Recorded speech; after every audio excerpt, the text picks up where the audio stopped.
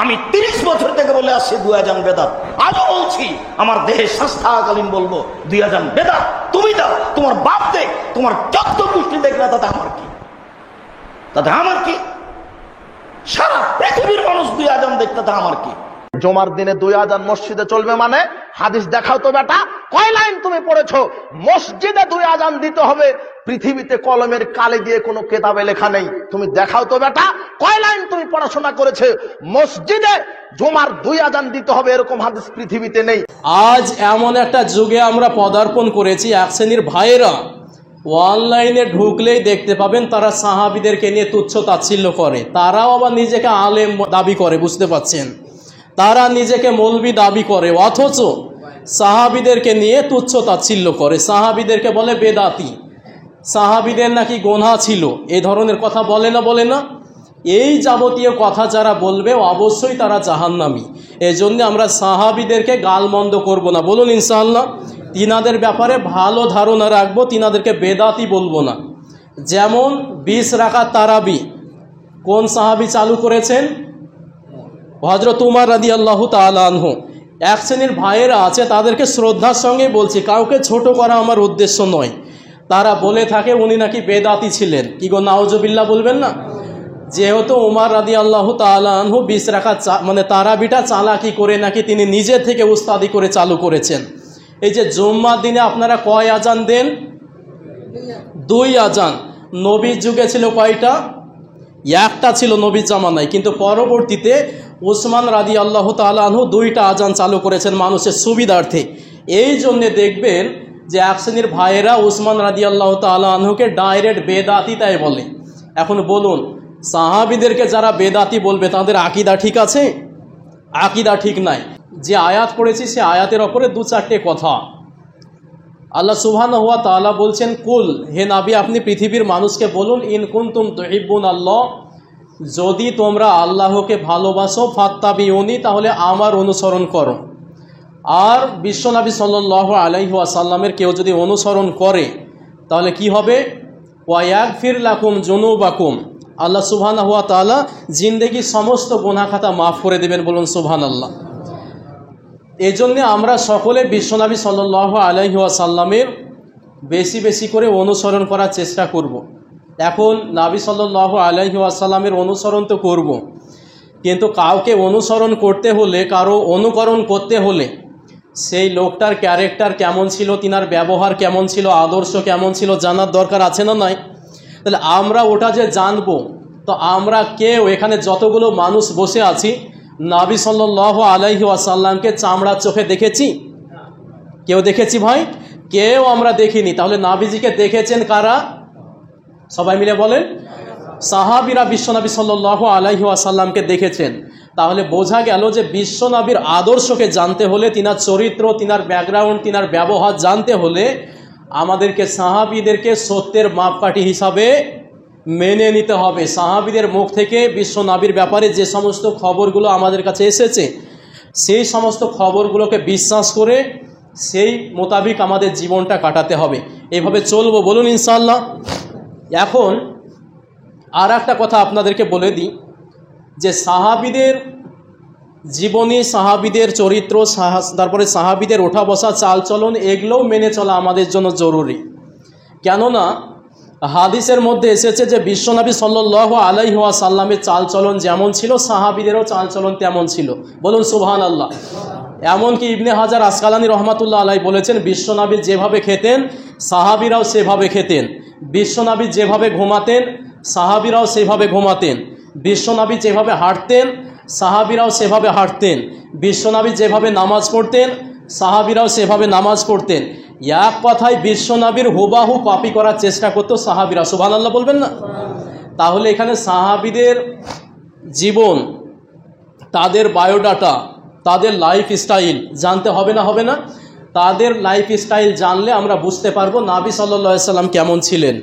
এজন্য আমি হাদিস পড়েছি, নবী সাল্লাল্লাহু আলাইহি ওয়াসাল্লাম বলেছেন, সাতাফতারিকু উম্মতি সালাসা ওয়া সাবিনা ফিরকা, শেষ জামানায় মুসলমানদের ভিতরে 73টা দল হবে। কতটা দল হবে বললাম ভাই?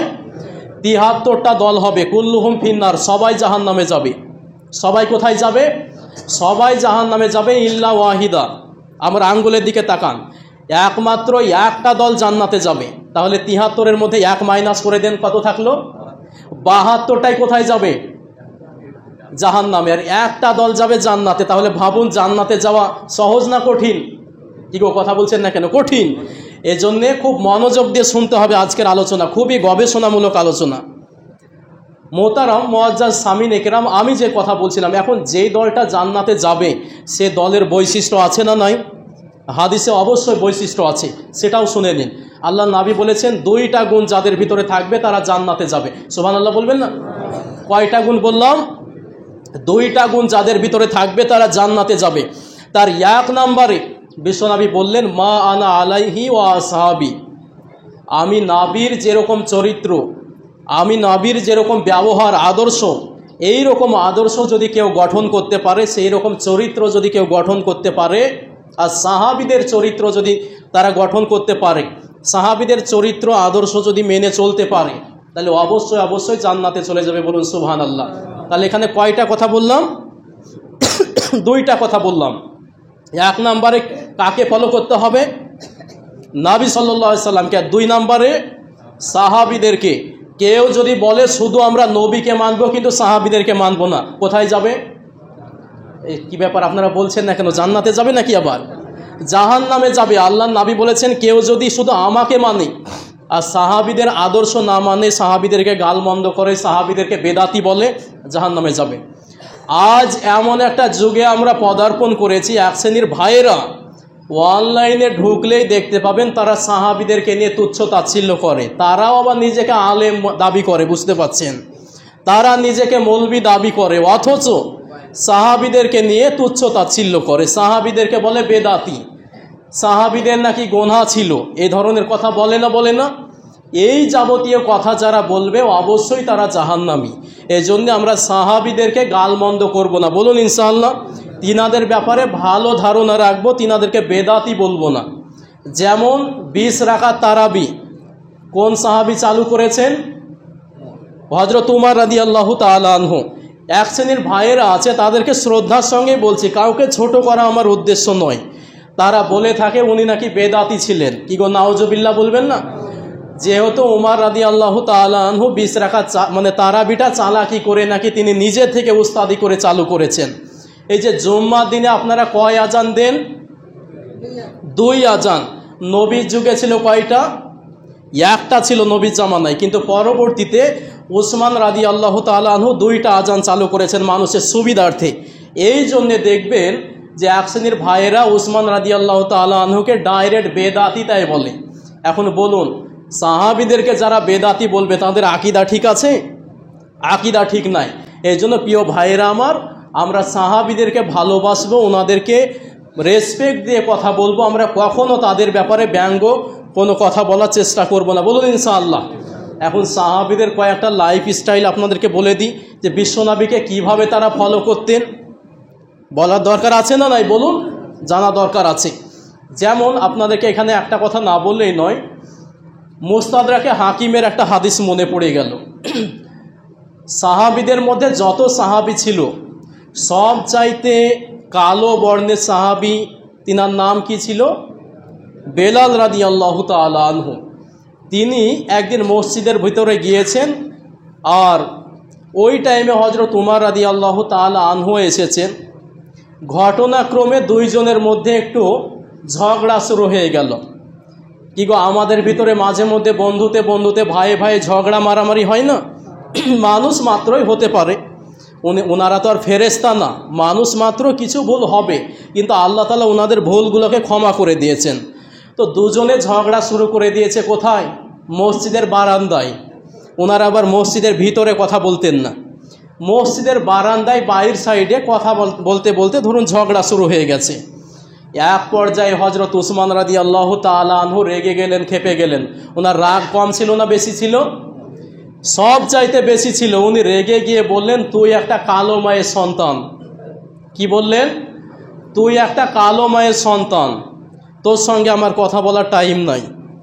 যখনই এই কথা বললেন, হযরত বেলাল রাদিয়াল্লাহু তাআলা আনহু কান্না শুরু করে দিলেন। হাদিস বলছি, গল্প নয়, ভালো করে শুনবেন। এই টাইমে বিশ্বনবী সাল্লাল্লাহু আলাইহি ওয়াসাল্লাম মসজিদে চলে এলেন, দেখলেন এই রকম অবস্থা। বিশ্বনবী বললেন, উমর, তুমি জিনাকে কালো মেয়ের সন্তান বলছো বা বেলালকে হয়তো তুমি ব্যঙ্গ কথা বলছো, কিন্তু তুমি জানো না সে তোমার একজন দ্বীনী ভাই, সে একজন মুসলিম তোমার ভাই। যেহেতু সারা পৃথিবীতে যত মুসলমান বসবাস করে সবাই একে অপরের ভাই, সুতরাং তুমি ওর কাছে ক্ষমা চেয়ে নাও। কিন্তু দুজনে এখনও রেগে আছে, বুঝতে পারছেন, রাগের চোটে ফুলছে, একবারে দুজনে ফুলে আছে, এখনও কিন্তু রাগ থামেনি। বিশ্বনবী যখন বললেন, সঙ্গে সঙ্গে হজরত উমর রাদিয়াল্লাহু তাআলা আনহু 1 সেকেন্ডও দেরি করলেন না, হজরত বেলালের কাছে গিয়ে ক্ষমা চাইলেন এবং তিনি মসজিদের সিঁড়ির ওপরে বসে পড়লেন, শুয়ে পড়লেন। আর একটা হাদিসে এসেছে শুয়ে পড়লেন, যে বলছে যে তোমার ওই কালো পা দুটো যতক্ষণ পর্যন্ত আমার মুখে স্পর্শ না করবে ততক্ষণ পর্যন্ত আমি উঠবো না। সুবহানাল্লাহ বলবেন না? মুখে কি দিয়ে আঘাত করতে বলছে? পা দিয়ে, তবেই আমি উঠব, যেহেতু তোমার ওপরে আমি অবিচার করেছি। বেলাল রাদিয়াল্লাহু তাআলা আনহু ক্ষমা করে দিলেন, বলুন সুবহানাল্লাহ। তাহলে কি আদর্শ, কিন্তু আমরা ক্ষমা করতে পারি না। এই জন্য দেখুন, এত রাগের মাথায় দেখবেন অনেক মানুষ আছে, রাগের মাথায় গরু মানে না। কারো রাগ হয়ে গেলে গরু মানে না, এরকম লোক আছে না নাই? যত বড় ইমাম সাহেব হোক, যত বড় মৌলবি সাহেব হোক, সেই টাইমে যদি কিছু বলে মৌলবি সাহেবকে ঘুষাতে শুরু করবে, এরকম লোক আছে না নাই?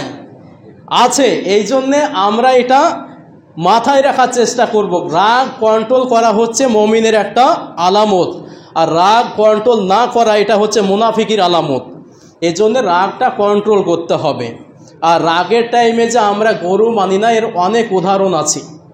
যেমন একটা উদাহরণ আপনাকে দিই, আজ থেকে মোটামুটি 1 বছর আগে, ওই রকমই হবে, 1 বছর আগে আমি শ্বশুর বাড়ি থেকে বাড়ি আসছি, বুঝতে পারছেন, রাস্তাতে আস্তে আস্তে দেখলাম দুজনের মধ্যে মারামারি শুরু হয়ে গেছে। তো আমি আবার মারামারি কাটাকাটি মোটেই দেখতে পারি না, এগুলো দেখলে ধরুন আমারই আফসোস হয় যদি মুসলমানদের মধ্যে এগুলো হয়। তো আমি এক কাজ করলাম, বাইকটা থামিয়ে চেষ্টা করলাম তাদের মারামারিটা থামানোর জন্য, বুঝতে পারলেন ভাইরা আমার। যখন গেলাম ভাবলাম যে আমি একজন আলেম মানুষ, অবশ্যই আমার সম্মানে তারা শুনবে, মারামারি করবে না। আমি যাওয়ার পরে ভালো করে হাত জোর করে বললাম যে ভাইরা আমার, এগুলো করিয়েন না, আপনারা তো মুসলমান ভাই ভাই, আপনারা যদি এগুলো করেন তাহলে হিন্দুরা তো হাসাহাসি করবে। কি বলছেন, কথা সঠিক না ঠিক? সুতরাং আপনারা মারামারি করিয়েন না, আপনাদেরকে দয়া করে বলছি চলে যান। আমাকে উঠে যে কথাটা বলল সেটাই আপনাদেরকে আজকে বলবো। আমাকে উঠে বলছে যে আপনি ফতোয়াবাজি করবেন, ফতোয়ার জায়গায় করেন, কিন্তু আমাদেরকে আপনাকে বোঝাতে হবে না, আপনি যেদিকে যাচ্ছিলেন বাইকে চেপে চলে যান। কি বুঝতে পারলেন? মানে রাগের টাইমে গরু মানে না। কিন্তু সাহাবীরাই এমন ছিলেন, যতই রাগ হোক না কেন কখনো গুরুজনদেরকে আজে বাজে বলতেন না। তাহলে এই গুণটা আমরা আনার চেষ্টা করব, বলুন ইনশাআল্লাহ। রাগের মাথায় যদি কোনো ভালো মানুষ, আপনার ইমাম সাহেব, কোনো আলেম, কোনো বয়স্ক মানুষ আপনাকে সাবধান করে, তিনার কথাটা মানার চেষ্টা করব, বলুন ইনশাআল্লাহ। মোহতারাম মুআজ্জাজ সামিন একরাম, ছোট্ট আর একটি সাহাবীদের উপমা দিয়ে আমি আমার আলোচনা শেষ করে দিচ্ছি, যেহেতু আপনাদেরকে কষ্ট দিতে চাই না, আপনাদের মূল্যবান সময়ও আমি নষ্ট করতে চাই না। ছোট্ট উদাহরণটা কি, দেখুন, বিশ্বনবী যতগুলো সাহাবী ছিলেন সবাইকে ভালোবাসতে হবে, কিন্তু স্পেশাল সাহাবী ছিলেন কয়টা ছিল? 4টে।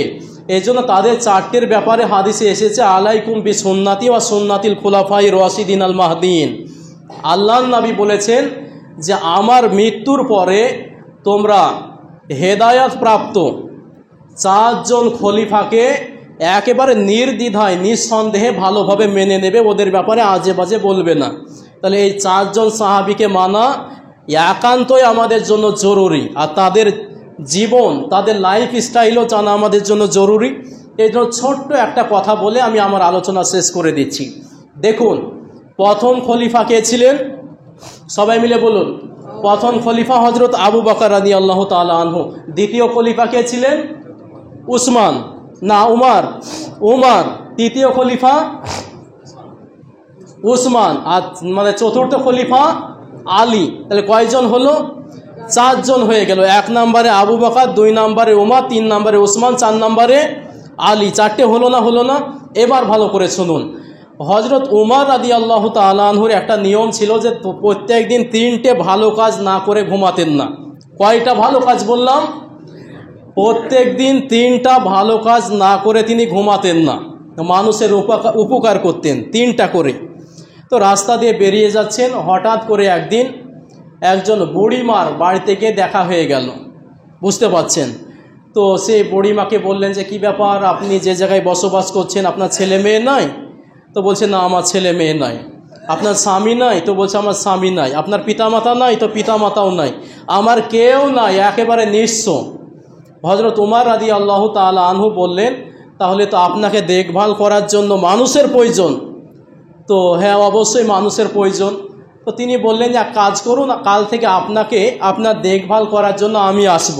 বলুন সুবহানাল্লাহ। তিনি এই কথা বলে চলে গেলেন। একবারে শর্টে করে দিচ্ছি কথাটা। পরের দিন যখন তিনার সেবা যত্ন করার জন্য হজরত উমর রাদিয়াল্লাহু তাআলা আনহু আসছেন, তো দরজায় যখন বাড়ি দিয়েছেন, তখন যেন কে একজন বলছে যে, ওমর তুমি দেরি করে ফেলেছ। এই কথাটা বুড়িমাই বলছে, কিন্তু তিনি কণ্ঠটা বুঝতে পারছেন না অন্ধকারে। তুমি দেরি করে ফেলেছ, তোমার আগেই একজন যুবক এসে আমার সমস্ত কাজকর্ম করে দিয়ে চলে গেছে। উমর রাদিয়াল্লাহু তাআলা আনহু তিনি বাড়ি চলে গেলেন। পরের দিন ভাবলেন যে একটু তাড়াতাড়ি গিয়ে আমি সেবা যত্ন করব। পরের দিন আবার গেলেন। পরের দিন গিয়ে দেখছেন যে বুড়িমাকে যখন ডাক দিলেন, বুড়িমা বলছে যে, তোমার আগেই, ফজরের নামাজের আগেই একজন ব্যক্তি আমার সমস্ত কাজকর্ম করে দিয়ে চলে গেছে। তিনি বারবার অবাক যাচ্ছে যে, কে এই ব্যক্তি, যেদিনই আমি সেবা যত্ন করতে আসছি আর সেই দিনই আমাকে ফাঁকি দিয়ে নেকি কামিয়ে নিয়ে চলে যাচ্ছে। কে এই লোক, তাকে দেখতে হবে। তৃতীয় দিন তিনি একটা জঙ্গলে লুকিয়ে থাকলেন, বুঝতে পারছেন, রাস্তার ধারে। জঙ্গলের ধারে যখন লুকিয়ে থাকলেন, ওই রাস্তা দিয়ে যিনি যাচ্ছেন সেবা যত্ন করার জন্য, তিনি আর কেউ নয়, তিনি হচ্ছেন হজরত আবু বকর রাদিয়াল্লাহু তাআলা আনহু। বলুন সুবহানাল্লাহ। তিনাকে দেখে ফেললেন, বললেন, কি ব্যাপার, আপনি দিয়ে কোথায় যাচ্ছেন? তো একজন বুড়িমার আমি সেবা যত্ন করতে যাচ্ছি। তো উনি বললেন যে, আপনার কারণে তাহলে আমি 2-3 দিন ফাঁকি পড়ে গেছি নেকি থেকে। কারণ অসুস্থ মানুষকে দেখলে আল্লাহ সুবহানাহু ওয়া তাআলা হাজার হাজার হাজার হাজার নেকি দান করে থাকেন, সে নেকি থেকে বঞ্চিত হয়েছি। তো আপনি যেহেতু এই কাজ করছেন, আল্লাহ সুবহানাহু ওয়া তাআলা আপনার দ্বারায় আরও যেন বেশি বেশি দিনের কাজ করিয়ে নেয়, আরও বেশি বেশি মানবতার কল্যাণে কাজ করিয়ে নেয় বলে তিনি দোয়া করে চলে গেলেন। এই ছিল তাদের ভিতরে মানবতা, এই ছিল তাদের মধ্যে উদারতা। এই জন্যে প্রিয় ভাইরা আমার, আমরা সকলে চেষ্টা করব সাহাবীদের লাইফ স্টাইলগুলো মেনে চলার, তাদের অনুকরণ করার। এইটা করলে এহকাল এবং পরকালে আমরা সাকসেস হয়ে যাব। এটা করার চেষ্টা করব, বলুন ইনশাআল্লাহ।